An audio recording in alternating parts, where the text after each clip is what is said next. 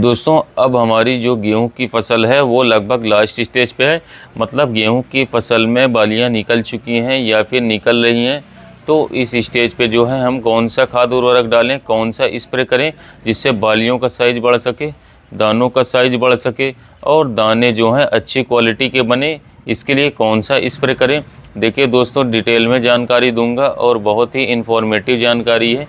लेकिन एक छोटा सा निवेदन है, एक छोटी सी रिक्वेस्ट है कि जो किसान भाई इस चैनल पर पहली बार आए और अभी तक चैनल को सब्सक्राइब नहीं किए हैं तो नीचे आपको लाल अक्षरों में इधर दिख रहा होगा सब्सक्राइब बटन, उसको दबा लीजिए और साइड में आपको बेल आइकन भी दिख रहा होगा, उसको भी दबा लीजिए ताकि कृषि से जुड़ी सारी जानकारी आपको समय समय पे जो है मिल सके। तो चलिए दोस्तों, बिना समय गंवाए हुए वीडियो स्टार्ट करते हैं। तो दोस्तों, गेहूँ की फसल में हमने स्टेप बाय स्टेप समझा, मतलब सिराई स्टेज से लेकर के अब जो स्टेज है तब तक हमने जो खाद उर्वरक दिए हैं। मतलब किसान साथियों, सिराई स्टेज पे हमने खाद उर्वरक दिए है, टेलरिंग स्टेज पे हमने खाद उर्वरक दिए हैं, बेसल डोज में हमने खाद उर्वरक दिए हैं। अब ये लास्ट स्टेज है। इससे पहले हमने 05234 का छिड़काव किया था, 05234 प्लस जो है बोरॉन का छिड़काव किया था। अब हमको कौन सा छिड़काव करना है। देखिए दोस्तों, गेहूं में जो है एक बहुत इंपॉर्टेंट चीज़ आपको बता देता हूं। भले इसमें बालियां निकल चुकी हैं लेकिन ये जो ऊपर वाली पत्तियां आप इधर साइड में देख रहे हैं, यह सबसे ज़्यादा इम्पोर्टेंट है गेहूं की फसल में। इसका हरा रहना किसान साथियों एंड तक जो है बहुत ज़रूरी होता है। क्योंकि यहाँ पर अगर यह हरी रहती है, स्वस्थ रहती है, तो उतना ही यह भोजन बनाएगी। एक अपने शरीर के हिसाब से समझ लेते हैं कि हम जितने स्वस्थ रहते हैं उतना ही ज़्यादा हम काम करते हैं, उतनी ही ज़्यादा एक्टिव रहते हैं। सेम वैसे ही प्रोसेस जो है इसकी है। अगर अच्छी हरी भरी बनी रहेगी झंडा पत्ती तो उतना ही ज़्यादा भोजन बनाएगी, जिससे जो हमारा गेहूं का पौधा है वो स्ट्रांग बना रहेगा और भोजन बनाएगी। मतलब यहाँ पर ये गेहूं की पत्ती जो है, अब इसमें प्रोटीन जो बनती है, प्रोटीन जो कार्बोहाइड्रेट, ठीक है, इसमें तो बन गई। अब प्रोटीन यहाँ पर बन गई, गेहूं के दाने में जो है ग्लूटीन प्रोटीन पाई जाती है। अब लेकिन यहाँ पर बन तो गई है। अब यहाँ से जो है गेहूं में जो ले जाने का कार्य कौन करेगा। मतलब ये तो लास्ट स्टेज में है। अब तक हमने हमारे गेहूं में अच्छे से निगरानी की है, समय समय पर खाद उर्वरक दिया है। लेकिन अब गेहूँ में यदि दाने बन रहे हैं तो ये इस स्टेज पे जो है किस चीज़ की ज़रूरत हो, कौन सा खाद उर्वरक हमको डालना है। देखिए दोस्तों, इससे पहले हमने फास्फोरस दिया है, पोटास दिया है, मतलब 05234 का छिड़काव किया था। अब जो हमारी गेहूं की फसल है उसमें फास्फोरस की इतनी कोई ज़्यादा ज़रूरत है नहीं। मतलब फास्फोरस का काम यहाँ पर ख़त्म हो जाता है। फास्फोरस की इसमें हमें कोई ज़रूरत नहीं है। मतलब जितना काम होना था वो फास्फोरस का काम ख़त्म हो चुका है।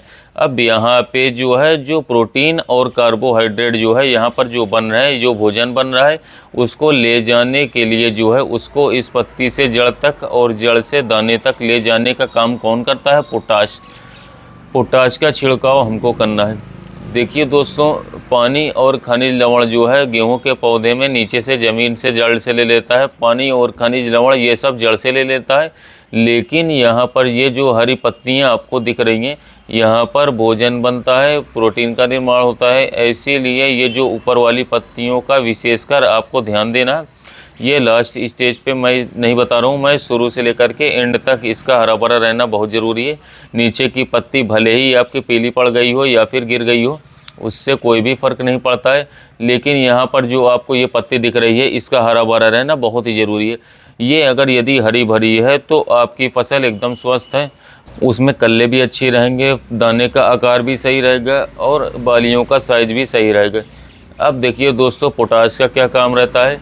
यहाँ पर आपने देखा होगा कि कभी कभार ये नीचे की जो बालियाँ हैं वो छोटी रह जाती हैं। हमारी लोकल भाषा में किसान भाई पोछी बोलते हैं, तो मैं यहाँ तक छोटी रह जाती हैं। मतलब कहने का मतलब ये है कि इसमें दाने नहीं भर पाते हैं। और कई कभार तो ऊपर वाली बालियाँ जो है उसमें दाने नहीं भर पाते हैं। बीच बीच में आप दवा का देखोगे, बीच बीच में खूब बढ़िया दाने भर जाते हैं। और यहाँ पर किस चीज़ की कमी रह जाती है? पोटाश की। पोटाश यदि आप इस स्टेज पर डाल देते हो तो ये समझ लीजिए कि जो हमारे गेहूं के दाने की क्वालिटी है वो भी एकदम बहुत ही बेहतरीन बनने वाली है। और किसान साथियों, यहाँ पर जो है दाने का साइज़ भी बढ़ने वाला है और जो आपकी जो पुरछी रहने वाली समस्या है, खाली दाने रहने वाली समस्या है, वो भी नहीं रहेगी। मतलब यहाँ पर आप कभी भी देखना, मतलब ये नहीं बोल रहा हूँ, आप खुद से भी देखना, खुद से भी कुछ प्रैक्टिकल करते रहना चाहिए दोस्तों। यहाँ पर जो आप ऊपर हाथ लगा करके देखना, जहाँ पर पोटाश नहीं डालते हो वहाँ पर देखना कि किसान साथियों, और ऊपर वाली जो बालियाँ हैं उस पर हाथ लगा करके देखना, दोनों जगह आपको पोछी पोछी दिखेगी। ये लगेगा कि यहाँ पर दाने जो हैं इसमें लगातार आप देखोगे कि किसान भाइयों दाने भरे हुए आपको दिखेंगे। तो कहने का मतलब ये है कि आपने पहले पोटाश डाला, मतलब बोर्ड स्पेशल डोज में, अच्छी बात है। नहीं डाला तो अब वो पोटाश की कमी को ये पोटाश का छिड़काव कर सकता है। मतलब आपको जो है पोटाश का छिड़काव करना है, इसके लिए आप NPK 0050 जो है 0050 ले सकते हो। 0050 में क्या है, नाइट्रोजन रहता नहीं है, फास्फोरस रहता नहीं है, सिर्फ पोटाश ही रहता है। और जिन किसान भाइयों की फसल में बालियाँ नहीं निकली हैं, मतलब बालियाँ निकलने वाली हैं, तो उनके लिए मैंने बेस्ट बताया है 05234। अब इसमें जो है उस समय पर हमको फास्फोरस ज़्यादा देना है और इस समय पर हमको पोटाश ज़्यादा देना है। देखिए दोस्तों, मेजर न्यूट्रिएंट्स NPK का इनका ही खेल है, बाकी और कुछ नहीं है। बोरॉन, मैग्नीशियम, मैग्नीज, ये सब थोड़ी थोड़ी मात्रा में ही इनकी ज़रूरत लगती है गेहूं की फसल में। बाकी जो मेजर न्यूट्रिएंट्स है, मुख्य पोषक तत्व है nitrogen, phosphorus, potash. Basal dose में भी हम यही डाल रहे हैं। पहली सिंचाई में नाइट्रोजन डाल रहे हैं, दूसरी सिंचाई में नाइट्रोजन डाल रहे हैं। बेसल डोज का ही खेल है गेहूँ में, और कुछ नहीं है। और अब एक और चीज़ सुन लीजिए, जिन किसान भाइयों की फसल पीली पड़ रही है, अब ये जो है एग्जांपल मैं बता देता हूँ। ये पत्ती आप देख सकते हैं जो पीले कलर की छोटी छोटी टिक्की दिख रही है, तो आप तुरंत समझ जाइए कि हमारी गेहूं की फसल में येलो रस्ट आ चुका है। आप ये जो है आप इस तरीके से खींच करके देखोगे तो आपके हाथ में पीलेपन दिखाई देगा। किसान साथियों, हाथ में हल्दी हल्दी लगी दिखेगी। लेकिन दोस्तों ये पीलापन अलग है, जो दोस्तों मैं पीलापन बता रहा हूँ वो येलो रस्ट है। येलो रस्ट और ब्लैक रस्ट, इन दोनों का प्रकोप आखिरी स्टेज में गेहूं में देखा जाता है। ब्राउन रस्ट जो कि दिसंबर में देखा जाता है। ब्राउन रस्ट का प्रकोप दिसंबर में काफ़ी ज़्यादा देखा जाता है। ब्राउन रस्ट हालांकि इतना विशेष नहीं होता है, इस साल आया भी नहीं है जितना येलो रस्ट, ब्लैक रस्ट होता है। ये यदि गेहूं की फसल में आ जाता है तो काफ़ी हद तक नुकसान कर सकता है। ये मान लीजिए कि आपका जो उत्पादन है वो 40 से 50% तक गिरा सकता है। क्यों? क्योंकि यहाँ पर यदि येलो रस्ट आ जाता है, ये वाली जो पत्ती के बारे में मैंने बताया है कि भोजन और प्रोटीन और कार्बोहाइड्रेट सब यहीं से जा रहे हैं, और इसमें यदि येलो रस्ट आ जाता है तो जाहिर सी बात है इस पौधे की जो है कमर टूट जाती है। मतलब सब कुछ इसी से चल रहा है। और लास्ट स्टेज पे जो है यदि ये पौधा स्ट्रेस में आ जाता है तो उसमें भी हमारा जो उत्पादन है वो थोड़ा कम हो सकता है।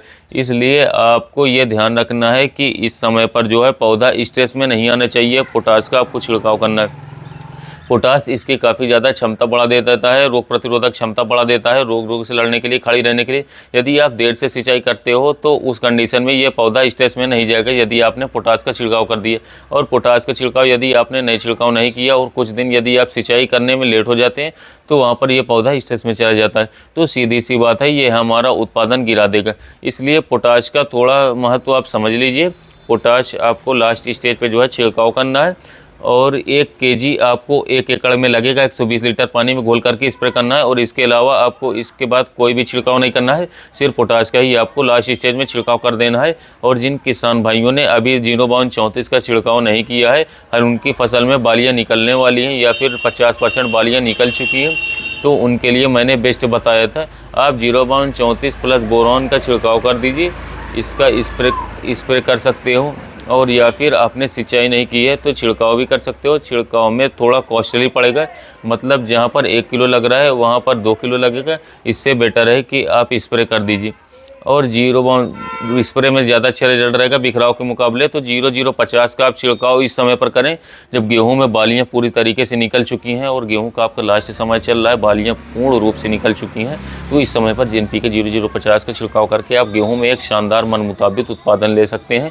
इसको उपयोग करने से आपके गेहूँ में दाने जो आएंगे वो मोटे आएंगे, चमकदार आएंगे। गेहूँ में रोग प्रतिरोधक क्षमता बढ़ जाएगी, गेहूँ की फसल आड़ी नहीं गिरेगी, दानों का भराव अधिक से अधिक बालियों में होगा। इसके अलावा और भी कई सारे फायदे हैं जो अगर मैं बताऊंगा तो वीडियो लंबा हो जाएगा। तो किसान भाइयों धन्यवाद, मिलते हैं नए वीडियो में नए टॉपिक के साथ।